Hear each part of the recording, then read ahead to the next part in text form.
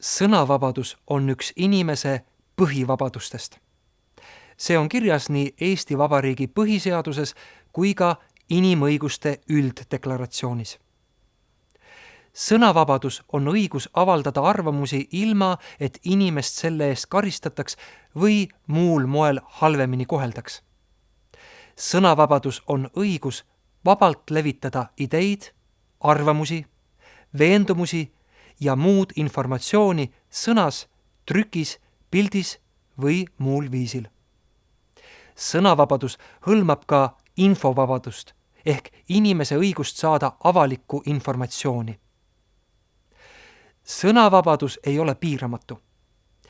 Sõnavabadust saab piirata riigi julgeoleku huvides ja teiste isikute põhiõiguste ning ühiskonna üldiste huvide kaitseks. Lubatud ei ole vale ja laimu levitamine ega teiste isikute au ja väärikuse kallale kippumine, nende alandamine ja solvamine. Demokraatia tugineb sõnavabadusel. Maailmas on riike, kus sõnavabadus puudub. Nendes riikides kardavad inimesed öelda, mida nad arvavad, sest sellele võib järgneda karistus. Sõnavabadus aga annab valitsusele võimaluse teada, mida inimesed soovivad ja õigeks peavad.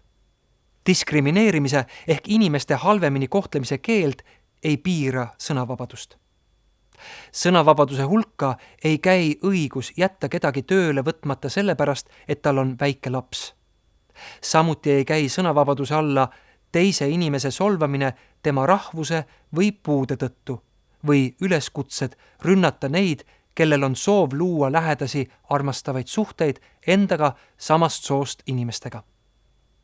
Sõnavabaduse kaitse alla käib aga iga inimese õigus arutada, mida ja kuidas peaksid seadused kaitsma.